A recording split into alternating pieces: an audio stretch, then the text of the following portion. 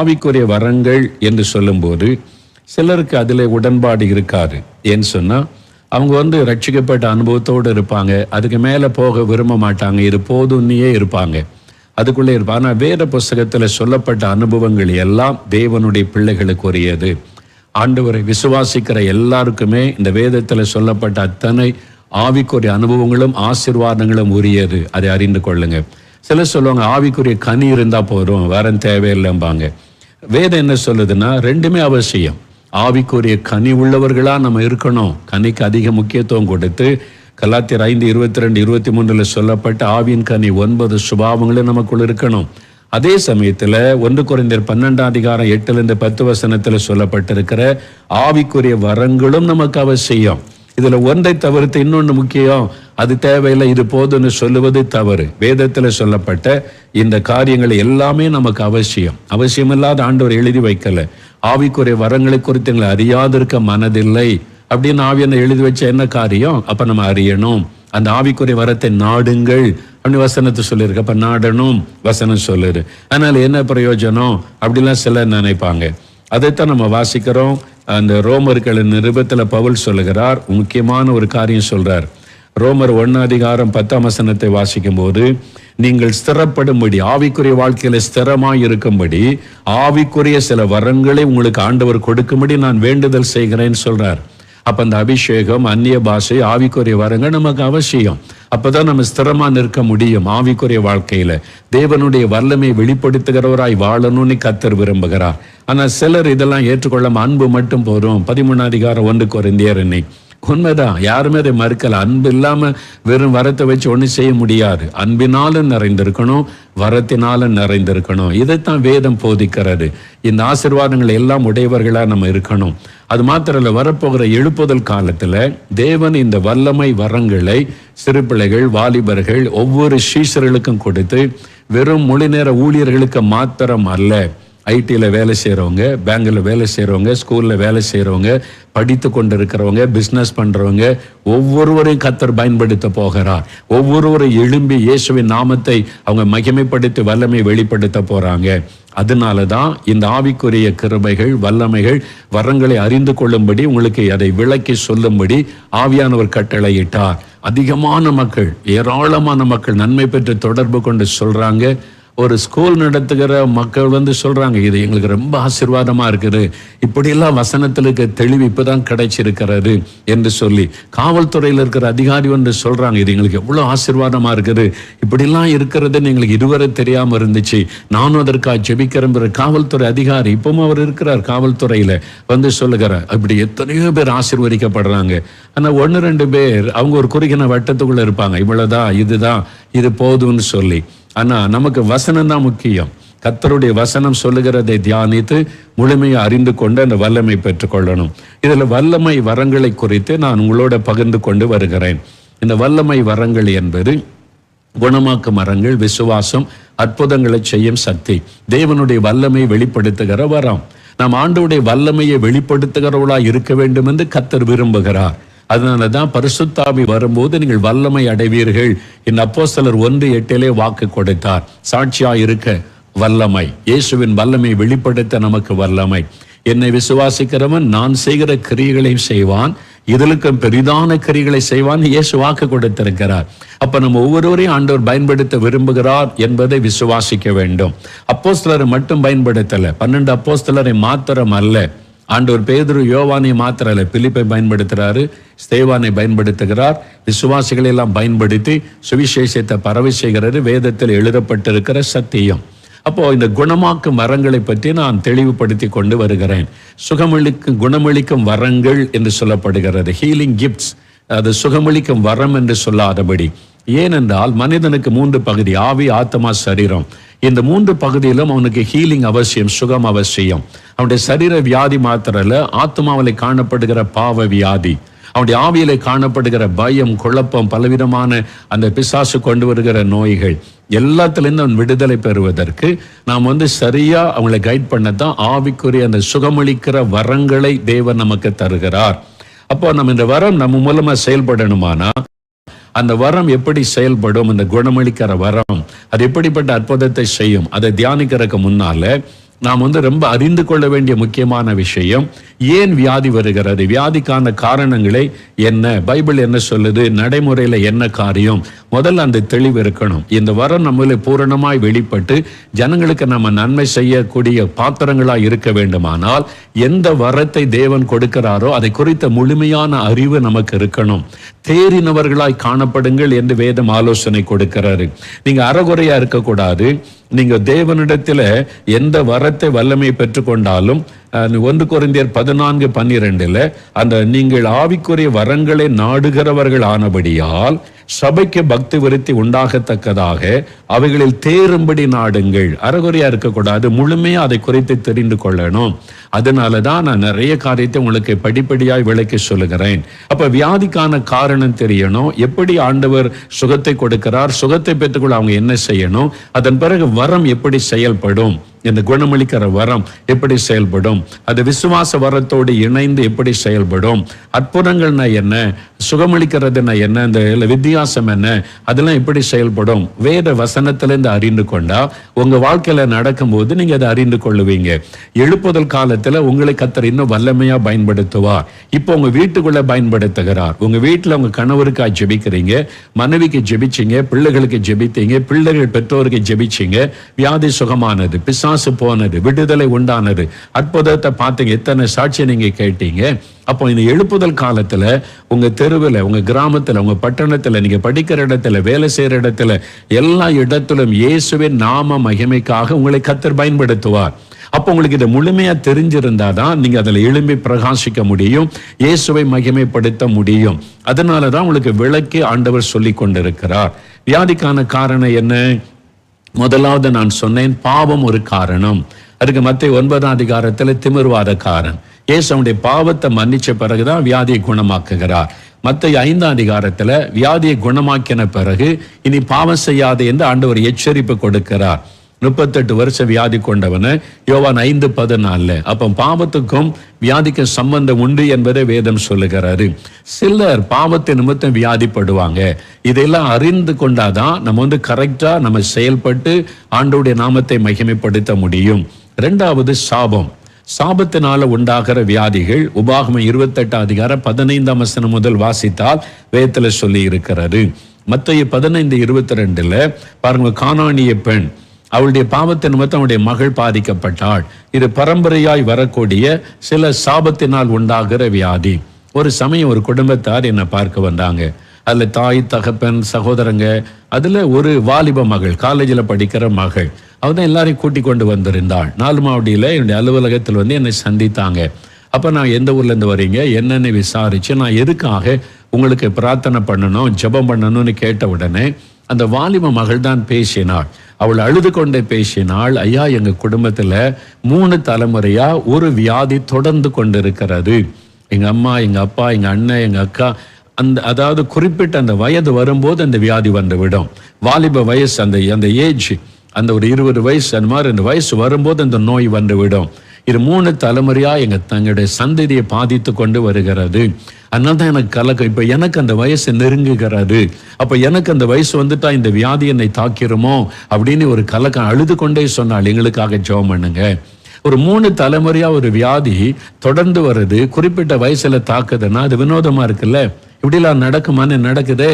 அப்படிப்பட்ட அநேகர் ஜெபிக்க வர்றாங்களே. அப்போ சாபோன்னு ஒண்ணு இருக்குது, அதனுடைய பாதிப்பு. இதைத்தான் வேத புஸ்தகத்துல 3-4 தலைமுறை வரைக்கும் நான் விசாரிப்பேன். ஒரு மனிதன் பாவம் செய்த அக்கிரமம், எல்லா பாவமும் அல்ல, சில பாவங்கள் அது சாபத்தை கொண்டு வரக்கூடியதா இருக்கும்.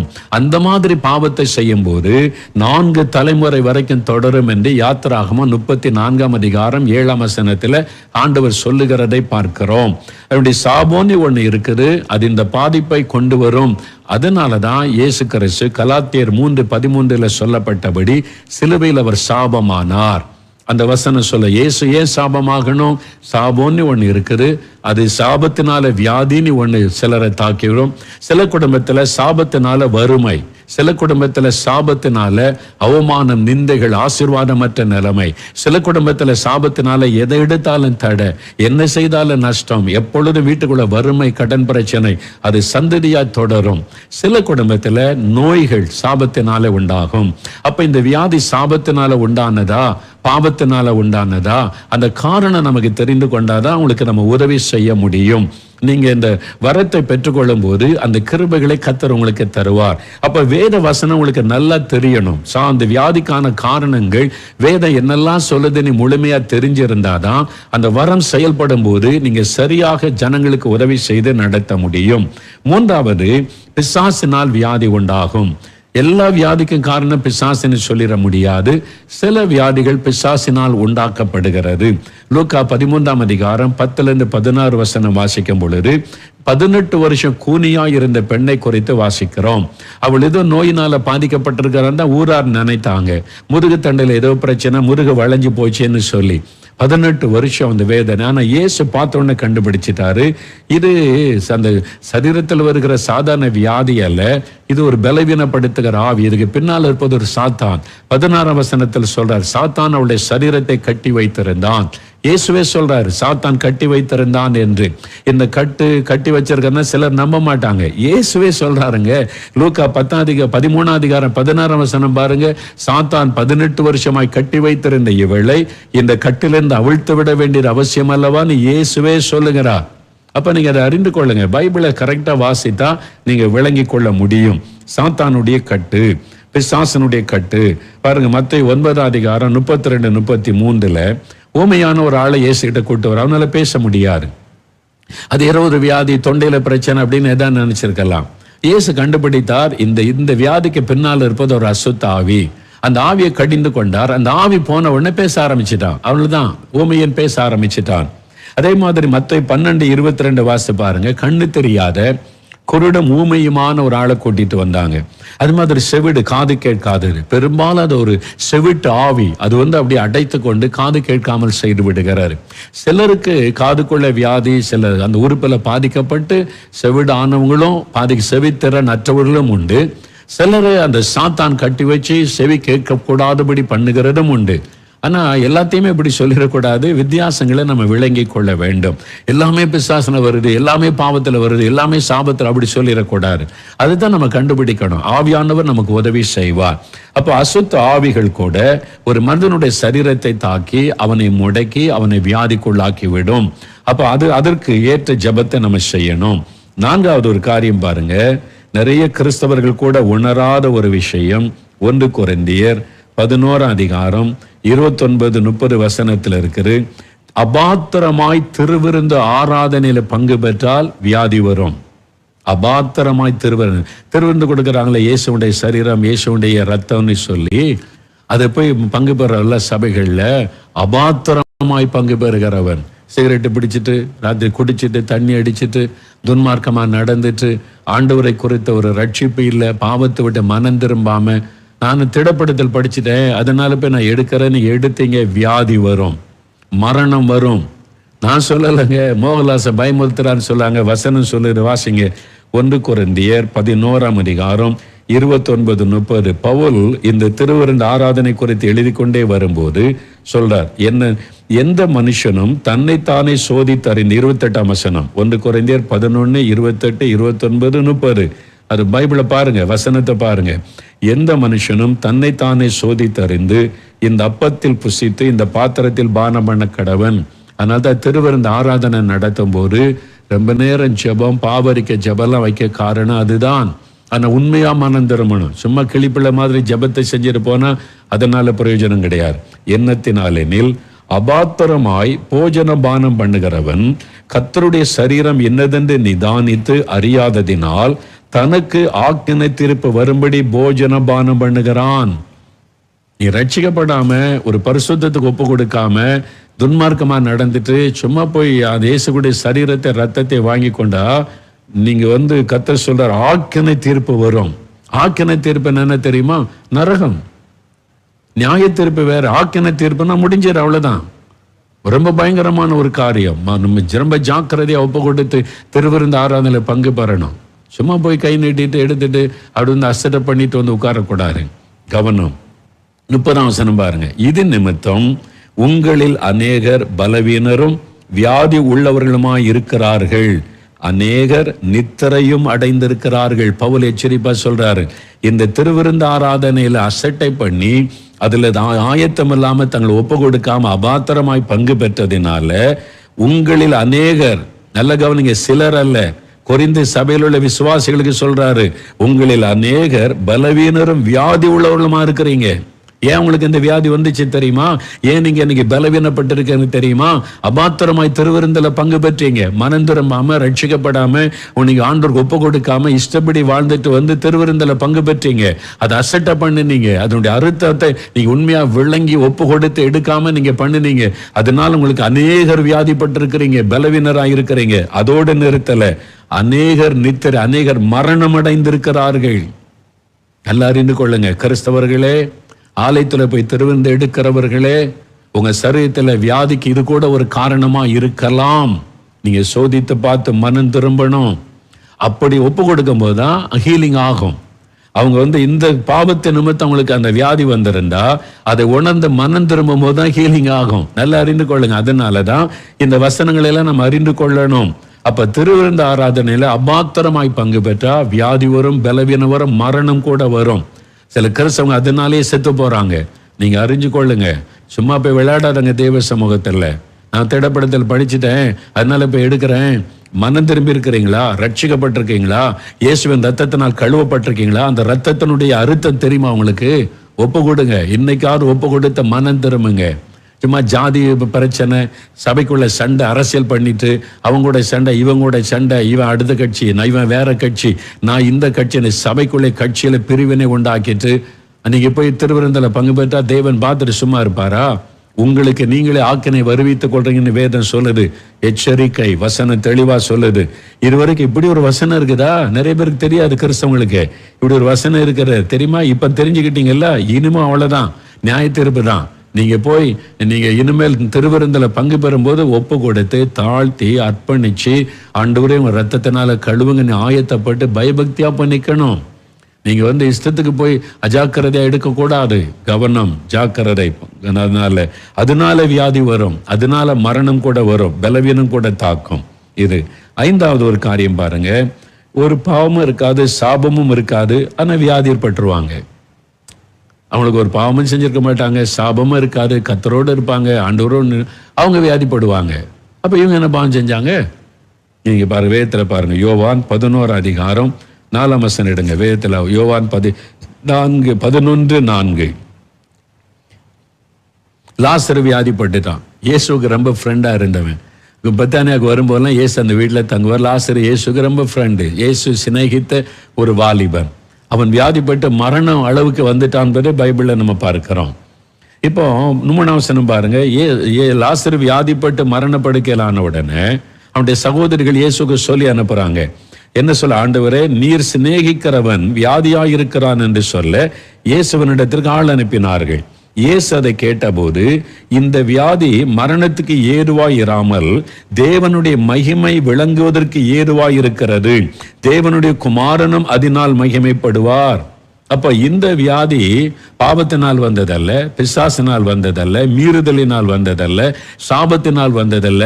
அவன் தேவனால் நேசிக்கப்பட்டவன், இயேசுவுக்கு ஃப்ரெண்டா இருந்து பயந்து நடக்கிறான். பின்னே அவன் வியாதிப்படணும் இல்ல? ஒரு காரணம் இல்லாம ஏன் நான் வியாதிப்படன்னு நினைப்போம்ல. நான் பைபிள் வாசிக்கிறேன், ஜெபிக்கிறேன், ஆண்டவருக்கு பயந்து நடக்கிறேன், எவ்வளவு முடியுமா அவ்வளவு பரிசுத்தமா வாழ்றேன், எனக்கே இந்த வியாதியை நினைக்கிறீங்களா? தேவனுடைய நாம மகிமைக்காக உங்களுக்கு ஆண்டவர் அற்புதம் செய்வார், சுகம் கொடுப்பார். நீங்க போய் நிறைய பேருக்கு சாட்சி சொல்லி இயேசுவின் நாமத்தில மகிமைப்படும் ஆண்டவர் சொல்றார். தேவனுடைய நாமம் விளங்குவதற்கு ஏதுவாய் இருக்கிறது, தேவனுடைய குமாரன் அதனால் மகிமைப்படுவார். இன்னொரு சம்பவம் பாருங்க. யோவான் 9 அதிகாரம். யோவான் 9 அதிகாரத்துல ஒரு பிறவி குருடனை பார்க்கிறாங்க. சீசர்கள் கேட்கிறாங்க. பாருங்களேன் என்ன ஆண்டவர் சொல்றார் பாருங்க. 1-3 வசனம். இயேசு அப்புறம் போகையில் பிறவி குருடனாகிய ஒரு மனுஷனை கண்டார். அப்பொழுது அவருடைய சீஷர்கள் இயேசுவை நோக்கி, ரபி, இவன் குருடனாய் பிறந்தது யார் செய்த பாவம்? இவன் செய்த பாவமோ இவனை பெற்றவர்கள் செய்த பாவமோ என்று கேட்டார்கள். ஏன் இப்படி கேட்டாங்கன்னா, ஒரு மனிதனுடைய பாவம் வியாதியை கொண்டு வரும், பெற்றோருடைய பாவம் சாபமாய் பாவத்தை கொண்டு வரும். இது வேதத்தில் எழுதப்பட்டாரு. அதனால இவன் எப்படி எந்த நாள வியாதிப்பட்டிருக்கிறான் அப்படின்னு கேட்கிறாங்க. அப்ப இயேசு பிரதியுத்தரமாக, இவன் டிஃபரெண்ட், இது இவன் செய்த பாவமும் கிடையாது சொல்றார். இவன் செய்த பாவமும் அல்ல, இவனை பெற்றவர்கள் செய்த பாவமும் அல்ல, தேவனுடைய கிரியைகள் இவனிடத்தில் வெளிப்படும் பொருட்டு இப்படி பிறந்தான். அப்போ தேவனுடைய கிரியை அவன்ல வெளிப்படணும், தேவனுடைய வல்லமை வெளிப்படணும், அதன் மூலமாக இயேசுடைய நாம மகிமைப்படணும், அதன் மூலம் அநேகர் ரட்சிக்கப்படணும். அதுக்காக இப்படி பிறந்தான் ஆண்டவர் சொல்றார். அதுக்காக இயேசு இப்படி சொல்லிட்டாருங்க. அதனால பாவத்தினால வியாதி வராது, பெற்றோருடைய பாவத்தினால வியாதி வராதுன்னு சிலர் இதற்கு தப்பான விளக்கம் கொடுக்கும். அப்படி கிடையாது. இவனுடைய காரியம், இவன் இப்படி பிறந்தது இவன் செய்யற பாவம் இல்ல, பெற்றோர் செய்யற பாவம் அல்ல. நல்லா அறிந்து கொள்ளுங்க. ஆனா மத்தேயு 9ஆம் அதிகாரத்துல அவன் செய்த பாவத்தினால திமிர்வாத அவனுக்கு தாக்கினாரு. யோவான் 5ஆம் அதிகாரத்துல அவன் செய்த பாவத்தினால படுக்கையில இருந்தான். இயேசு அதை சொல்றாருல. அப்ப இவனுடைய காரியம் வேற. அதே மாதிரி சிலர் தேவனுடைய நாமம் அவர்கள் மகிமைப்படுவதற்காக ஒருவேளை வியாதிப்பட்டு அந்த கஷ்டத்தை, அப்ப இயேசு அவங்களை கட்டாய குணமாக்குவார். நான் அப்படி பார்த்திருக்கிறேன். சிலர் சொல்லுவாங்க, ஐயா நான் என்ன பாவம் செய்த, ஜோமணி எனக்கு சொல்லுங்க ஐயா. ஆண்டவர்கிட்ட எவ்வளோ ஜோமணி பார்த்துட்டு ஆண்டவர் அமைதியா இருக்கிறாரு. நான் சொல்ல, அப்படிலாம் கேட்கக்கூடாது. ஆண்டவர் உங்களுடைய பாவம்னு அவரே உணர்த்துவார், இந்த பாவம் இருக்கு மனம் திரும்பன்னு சொல்லி. மற்றபடி நீங்களே உங்களை குற்றப்படுத்தி கொள்ளக்கூடாது. ஏதோ பாவம் செய்துட்டோம் போல, அதனால தான் அப்படி ஆயிட்ட போல நீங்களே உங்களை குற்றப்படுத்தி நீங்க உங்களை வேதனைப்படுத்தி கொள்ளக்கூடாது. தேவ சமூகத்தில் போங்க, அது பாவம், அதை சாபம்னு அவர் வெளிப்படுத்தி உங்களை உணர்த்துவார், நீங்க மனம் திரும்பினா போற. மற்றபடி தேவ நாம உங்களிலே மகிமைப்பட போகிறது. இயேசு உங்களை குணமாக்கின உடனே நீங்க சாட்சி சொல்லி இயேசுவை மகிமைப்படுத்துவீங்க. அது நிமித்தமாக கூட சிலர் வியாதிப்படக்கூடும். அப்ப அது பைபிள்ல சொல்லப்பட்ட காரியம். இன்னொரு பாருங்க, அடுத்த 6வது, ஊழியத்து நிமித்தம் வியாதிப்படுகிற ஊழியர்கள். சிலர் கேள்வியோட, ஊழியக்காரங்களுக்கு ஏன் இந்த வியாதி வருது? ஊழியக்காரங்க அவங்கள பலமையா பயன்படுத்துறாரு, சோங்க கொடுக்கிற, அற்புதம் செய்யறாரு, அவருக்கு ஏன் வியாதி வரணும்? இதை கேள்வி கேட்கிற ஆட்கள் இருக்கிறாங்க. நல்லா அறிந்து கொள்ளுங்க, ஊழியக்காரங்க பரலோகத்தில் இறங்கி வந்த தேவ தூதர்கள் கிடையாது. உங்களை போல பாடுள்ள மனிதர்கள் தான் ஊழியர்கள்.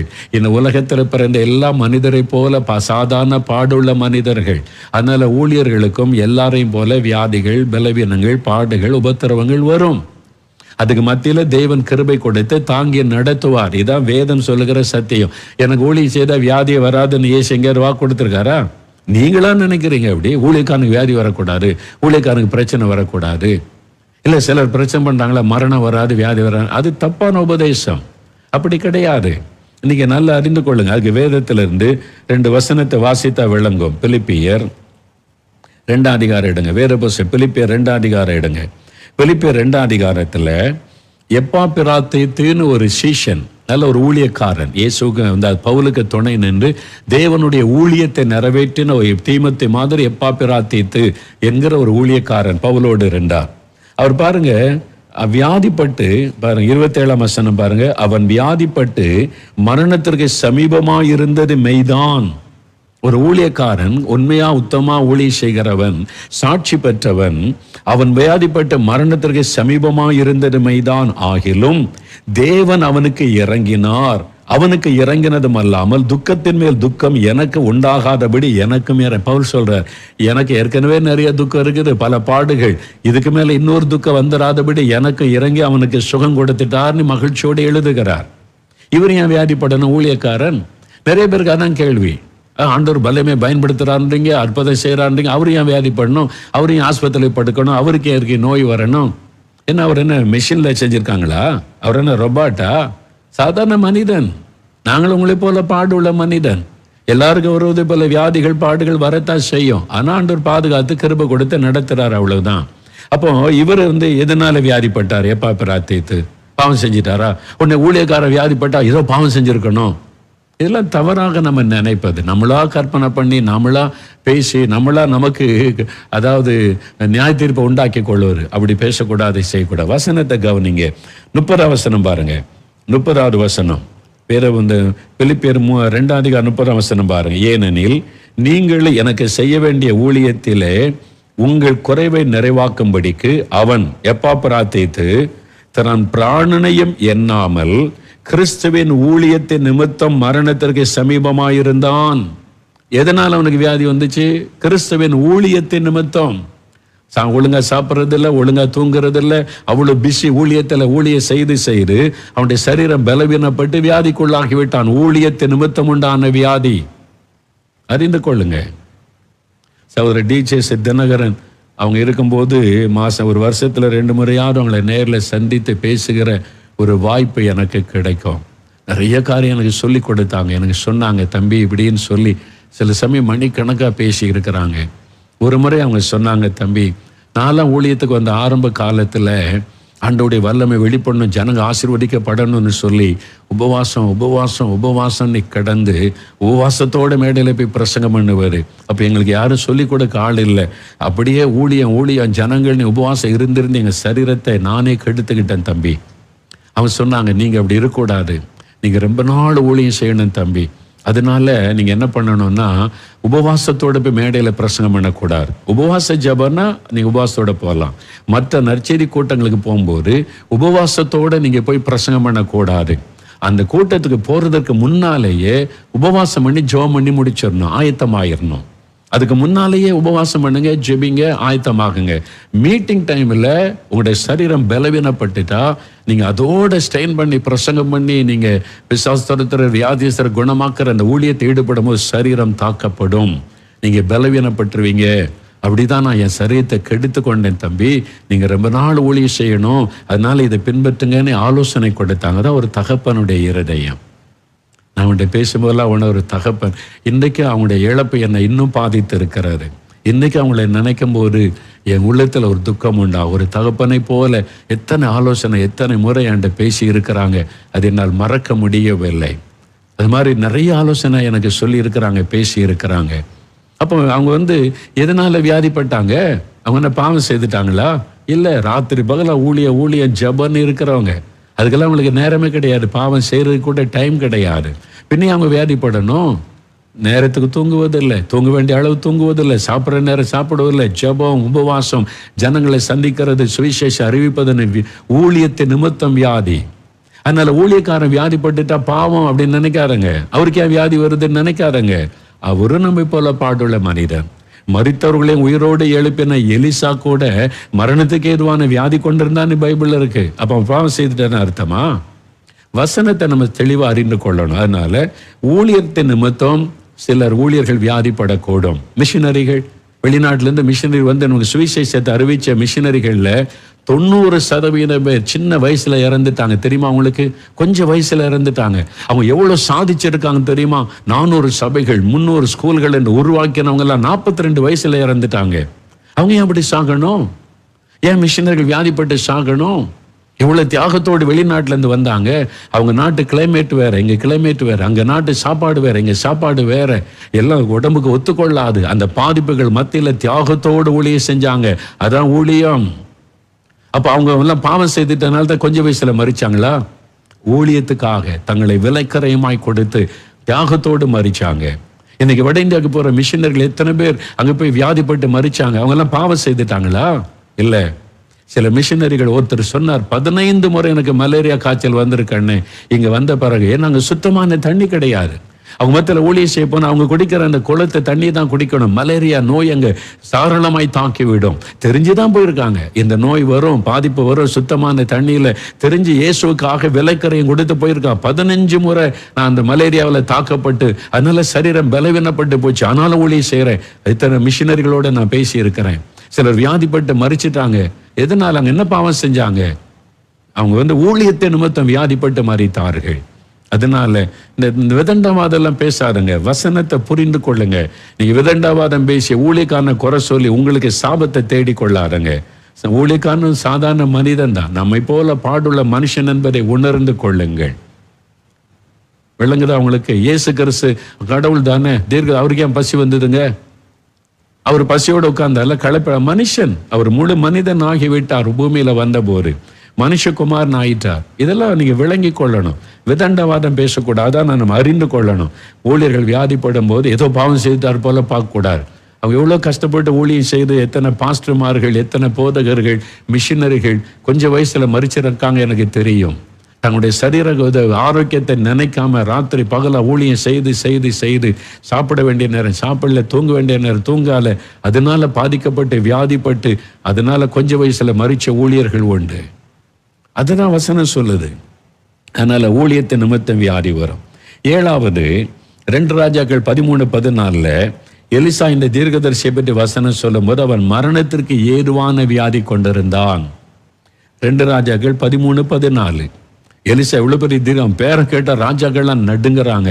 அவ்வளவு பெரிய தீர்க்கதரிசி, செத்தவங்களை உயிரோடு எழுப்பி ஒரு தீர்க்கதரிசி, தேவன் அவ்வளவு வல்லமையா பயன்படுத்தினவர். இப்ப வியாதிப்பட்டு மரண படுக்கையில் இருக்கிறாராம், நடக்க முடியாது, எழும்ப முடியாம இருக்கிறாரு. ஏன்? அது மரணத்துக்கு ஏதுவான வியாதி. தேவன் அவரை எடுத்துக்கொள்வதற்கு ஒரு வியாதியை அனுமதித்தார். நீங்க இதை விளங்கி கொள்ளணும். சிலர்கள் நல்ல கர்த்தருடைய பிள்ளைகளா இருப்பாங்க, நல்ல ஆண்டவருக்குள்ள பரிசுத்தமா நடந்து ஆண்டவருக்கு பிரியமா இருப்பாங்க, ஊழியம் செய்வாங்க.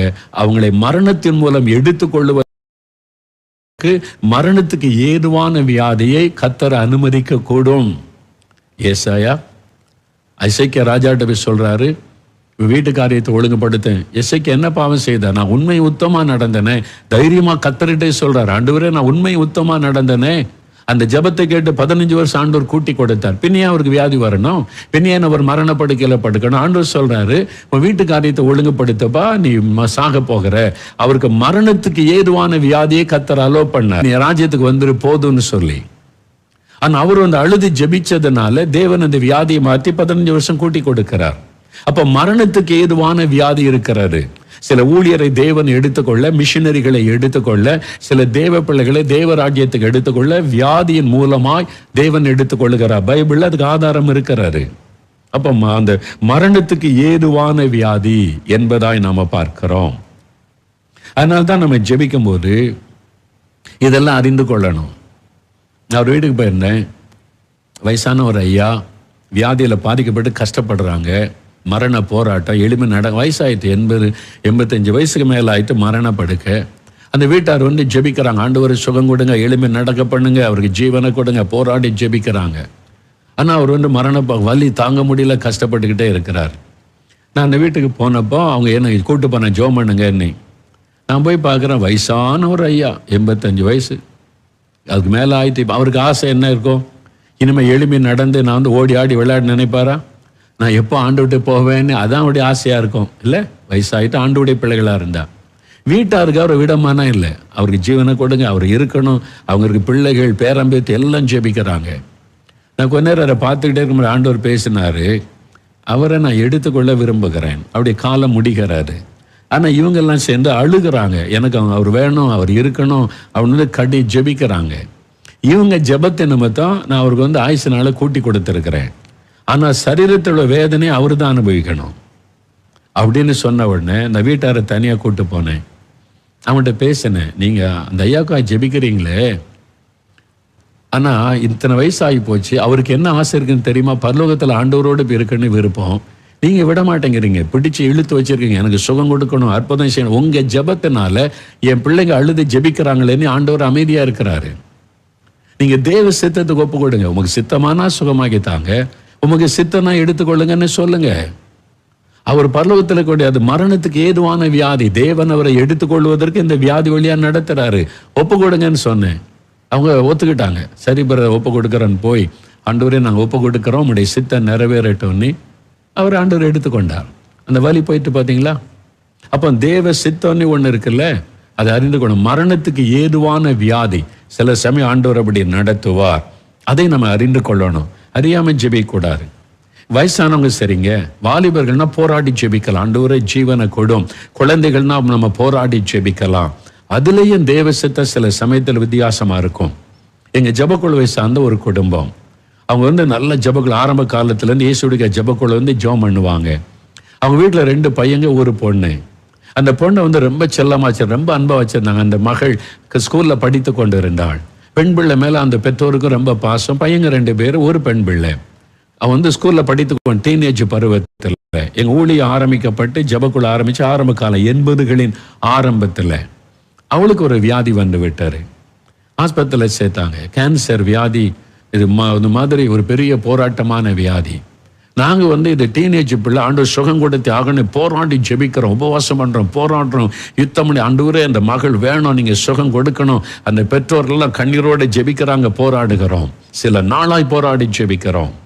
நேசரத் ஆஸ்பத்திரியில், மிஷன் ஆஸ்பத்திரியில் அந்த மகளை வைத்த ஒரு நாள் நான் பார்க்க போயிருக்கிறேன் ஜெபிக்க. ஜெபக்குள்ள தொடர்ந்து ஜெபிக்கிறோம். அப்போ நான் பார்க்க போயிருக்கும்போது அவருடைய படுக்கைக்கு அருகில் போனால் பேசினா அந்த பெற்றோர் இருந்தாங்க. அவள் பார்த்து நாங்கள் ஜெபிக்கிறோம். அன்றைக்கு பாருங்க, நான் போய் அவளை பார்த்து ஜெபிக்கும் போது ஆண்டவரின் உள்ளத்தில் தெளிவாய் பேசுகிறார், இவளை நான் எடுத்துக்கொள்ள போகிறேன். அவருடைய காலம் முடிந்தது, இனி ஏன் சமூகத்தில் இவர் இளைப்பாறணும். எப்படி ஆண்டவரை கேள்வி கேட்க முடியும்? இல்லை, ஆண்டவர் தீர்மானம் பண்ணிட்டா நம்ம எப்படி ஏன் எடுக்கணும் ஆண்டவர்னு அவரை கேள்வி. அவர் சிருஷ்டி கர்த்தா. எனக்கு தெளிவாக தெரிஞ்சுட்டு தேவன் அவளை எடுத்துக்கொள்ள போறாரு. நாங்கள் இவ்வளோ போராடி கொண்டு இருக்கிறோம், உபவாசம் பண்ணியெல்லாம் ஜெபித்து கொண்டு இருக்கிறோம். இப்போ ஆண்டவர் தெளிவாக சொல்றாரு, எதுக்கு போராடுறீங்க, அவளை விடுங்க, நான் அவளுடைய சித்தை என் சமூகத்தில் வந்துடட்டும். ஏன் தீங்கு வராததற்கு முன்னே தேவன் நீதிமான எடுத்துக்கொள்றாராம். இதை விட பயங்கர தீங்கு நடந்து அவங்க பேரண்ட்ஸால தாங்க முடியாது, அதனால நான் அவளை எடுத்துக்கொள்றேன்னு ஆண்டவர் சொல்றாரு. அப்போ இனி போராடி பிரயோஜனம் இல்லை, சுகம் கிடைக்க போறதில்லை. அதில் தேவ சித்தம் வேற மாதிரி இருக்குது. நான் அவங்கள நேசரத் அந்த ஆஸ்பத்திரிக்குள்ள ஒரு சேப்பல் இருக்குது, அங்கே கூப்பிட்டேன் 2 பேரும், அந்த தாய் தாப்பா 2 பேரும் வாங்க, உங்களோட நான் பேசணும். அந்த சேப்பலில் போய் நான் உட்கார்ந்தவன்ட்டு சொன்னேன், நான் சொல்கிறத நீங்கள் கொஞ்சம் விலகி கொள்ளணும், நீங்கள் பதஷ்டம் அடையக்கூடாது, பயப்படக்கூடாது. நாங்கள் ஜெபக்குழுவிலே தொடர்ந்து ஜெபிக்கிறோம், ஆண்டவர் மகளுக்கு சுகம் கொடுக்கணும், அவரால் முடியும், விசுவாசத்தோடு நம்ம ஜெபிக்கிறோம். ஆனால் இப்போ உங்களுக்கு காரியத்தை உங்கள்கிட்ட சொல்கிறேன், நீங்களும் ஜெபிக்கிறீங்க, நாங்களும் ஜெபிக்கிறோம். ஒருவேளை தேவன் சுகம் கொடுத்து நமக்கு தரலாம், அப்படி இல்லாமல் ஒருவேளை தேவன் எடுத்துக்கொண்டா. அப்படியே யோசிக்க ஆரம்பிச்சாங்க. நான் எடுத்தவொடனே ஆண்டவர் எடுத்துக்கொள்ள போறாரு அப்படின்னு நான் பேசலை, ஒரு கேள்வியை வைத்தேன். நம்ம ஜெபிக்கிறோம், போராடுறோம், ஜெபம் பண்ணுவோம், ஆண்டவர் தருவார். சப்போஸ் ஆண்டவர் எடுத்துக்கொண்டா நீங்க என்ன நினைக்கிறீங்க? அவங்க கண்ணீரோட பார்த்தாங்க ஒருத்தருக்கு ஒருத்தர். ஆண்டவருடைய சித்தம் அதுவாக இருந்தால் எடுத்துக்கொள்ளட்டும், என் பிள்ளை வேதனைப்படுறதை விட தெய்வ சமூகத்தில் இளைப்பாறட்டும், அதுக்கு ஒப்பு கொடுங்க. 2 பேரும் ஒப்பு கொடுத்த, ஆண்டவரே என் பிள்ளை சுகமாக்கி தர உம்மாலே முடியும், உமக்கு சித்தமாக நான் சுகமாக்கி எங்களுக்கு தாரும். இல்லை உம்முடைய ராஜ்யத்துக்கு தான் வேணும்னா நீங்கள் எடுத்துக்கொள்ளுங்க, உம்முடைய சித்தத்துக்கு ஒப்பு கொடுக்குறோன்னு ஒப்பு கொடுத்தாங்க. அந்த மக்களை கர்த்தர் எடுத்துக்கொண்டார். ஆனால் அந்த குடும்பத்தை தேவன் ஆறுதல் படுத்தி தைரியப்படுத்தி நடத்தினார். அடுத்த 2 பிள்ளைகளை கர்த்தர் ஆசீர்வதித்தார். நமக்கு விளங்காது சில காரியம், ஏன் தெரியாது. ஆண்டவர் சுகம் கொடுக்க முடியும், அப்போ ஏன் கொடுக்கல தெரியாது. சில காரியம் அவருடைய ரகசியம், அவர் எஜமான், அவர் சிருஷ்டி கர்த்தா, நம்ம இப்படிதான் ஆண்டவர் செய்யணும்னு சொல்ல முடியாது. இதெல்லாம் நம்ம தெரிந்து கொண்டுதான் இந்த ஊழியத்துக்குள்ள வரணும். இந்த வரங்கள் இல்லாட்டா எனக்கு வரம் இருக்குது, சுகமளிக்கிற வரம், நான் I can heel any disease அப்படிலாம் சொல்ல முடியாது. தேவ சித்தத்தை அறிந்து கொள்ளணும், அதெல்லாம் நமக்கு ரொம்ப முக்கியம். மரணத்துக்கு ஏதுவான வியாதி சிலருக்கு ஆண்டவர் அனுமதிச்சிருக்கலாம். பாருங்க, ஏசாயா நினைச்சிருந்தா ஜெபிச்சிருக்கலாம். முதல்ல எசேக்கியாவுக்கு வியாதிப்பட்டானா, நான் வர ஆண்டவரே நீர் சுகமாக்கணும், இந்த ராஜாவை சுகமாக்கணும் ஜெபிச்சிருக்கலாம். இல்லை, வீட்டுக்காரியத்தை ஒழுங்குபடுத்துங்க, போய் நீங்க ஆண்டவருடைய வேலை வந்துட்டுன்னு செய்து சொல்லிட்டு போயிட்டே இருக்கிறாரு. அப்ப நீங்க அதை அறிந்து கொள்ளணும், வேத வசனத்தை தெளிவா. சரியா? இன்னும் வேகமா சொல்ற, இயற்கை விதிகளை மீறும் போது, நம்ம இயற்கை விதிகளை மீறும் போது வியாதி வரும். அது என்னங்க அப்படின்னு பைபிள் எதாவது இருக்க? பைபிள்ல இல்லை, நடைமுறையில் யோசிச்சு பாருங்க. நம்ம எல்லாம் சமைச்சு சாப்பிட்டு தான் பழக்கம் இல்லை. பச்சை கத்திரிக்காய் சாப்பிட்டா என்ன ஆகும்? வயிற்று வலி வரும். இந்த வயிற்று வலிக்கு என்ன காரணம்? பாவமா, பிசாசா, சாபமானா? ஒன்றும் இல்லை, நீ சமைக்காம சாப்பிட்டா வயிற்று வலி வந்திருக்கு. அப்போ இயற்கை விதி, நம்முடைய சரீரம் எதை ஒத்துக்கொள்ளுமோ அப்படி நடந்து. வெளிநாட்டுக்கு போனால் சிலர் பச்சையா சாப்பிடுவாங்க, ஜாப்பனீஸ் எல்லாம். அதே மாதிரி நம்மளும் சாப்பிட ஆரம்பிச்சா நமக்கு வியாதி வந்துடும். அதுக்கு உடனே பிசாசையோ பாவத்தையோ சொல்லிடக்கூடாது. நம்ம சாப்பாட்டு முறையில் கொஞ்சம் மாற்றம். இயற்கை, நம்முடைய விதி, நம்முடைய நாடு, நம்முடைய கிளைமேட்டு, நம்முடைய முறைக்கு இந்த சாப்பாடு தான் ஒத்துக்கொள்ளும்னா அதான் ஒத்துக்கொள்ளும்.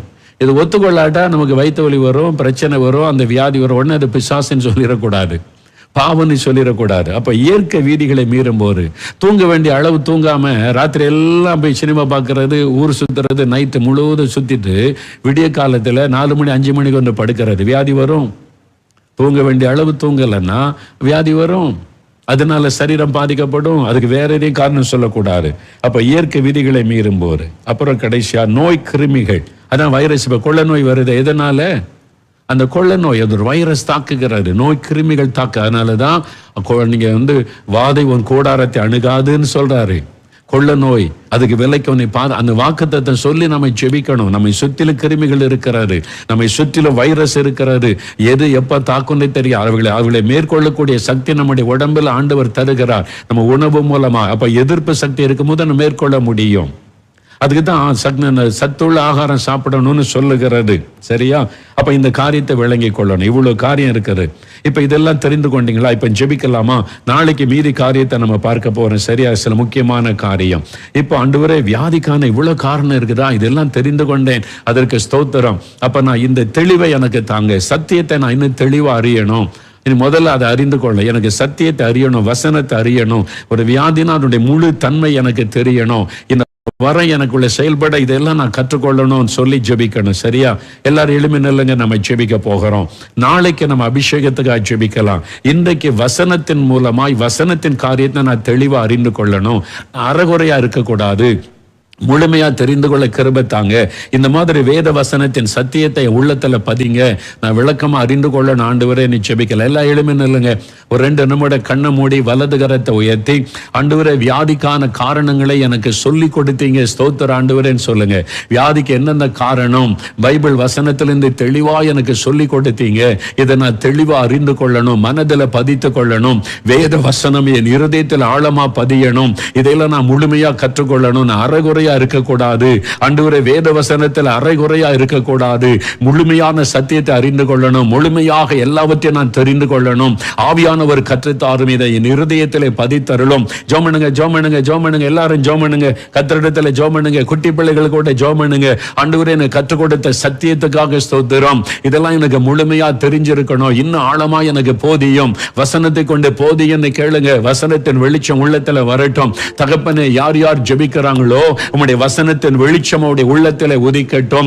வேத வசனத்தை, சத்தியத்தை உம்முடைய பிள்ளைகள் தெளிவாய் அறியட்டும். சத்தியத்தின்படி காரியங்களை விளங்கிக் கொள்ள பிள்ளைகளுக்கு உதவி செய்யும். வியாதிக்கான காரணங்களை விளக்கி காண்பித்த அன்பிற்காக நாங்கள் உம்மை துதிக்கிறோம். வேத வசனத்தின் மூலமாய் காரியங்களை தெளிவாய் அறிந்து கொள்ள உம்முடைய பிள்ளைகளுக்கு உதவி செய்தீர். ஆண்டவரே, உம்முடைய ஊழியர்கள் ஆண்டவரே ஒவ்வொருவரையும் வசனத்தின் வெளிச்சத்திலே நடத்தும். உம்முடைய பிள்ளைகள் ஒவ்வொருவரை வசனத்தின் வெளிச்சத்திலே நடத்தும். காரியங்கள் இப்படி இருக்கிறதா என்று முழுமையாய் அறிந்து கொள்ள கிருபை தாரும். வேத வாக்கியங்களை ஆராய்ந்து பாருங்கள் என்று சொன்னீரே, அதே மாதிரி வேத வாக்கியங்களை ஆராய்ந்து பார்த்து எல்லாவற்றையும் அறிந்து கொள்ள உதவி செய்யும். நீர் கிருபை தாரும். ஆவியானவர் போதியும். நீர் உதவி செய்கிற அன்பிற்காய் ஸ்தோத்திரம், ஸ்தோத்திரம், ஸ்தோத்திரம். எங்களுக்கு கற்றுக் கொடுத்த அன்பிற்காய் ஸ்தோத்திரம் அப்பா. இன்னும் அதை குறித்து முழுமையாய் அறிந்து, வரங்களை குறைத்து அறிந்து கொண்ட அநேகருக்கு நாங்கள் பிரயோஜனமாய் இருக்க எங்களை பயன்படுத்த ஒப்பு கொடுக்கிறோம். நாளை தினத்தில் இன்னும் எங்களுக்கு போதித்த விசேஷ அபிஷேகத்தினால், வரங்களினால் நிரப்பி ஆசீர்வதிக்க போகிற அன்பிற்காய் ஸ்தோத்திரம். உம்முடைய அன்பின் கரத்தில் எங்களை அர்ப்பணிக்கிறோம். ஒவ்வொருவரை ஒப்பு கொடுக்கிறேன். இயேசு கிறிஸ்துவின் நாமத்தில் ஜெபிக்கிறோம் பிதாவே. ஆமென், ஆமென்.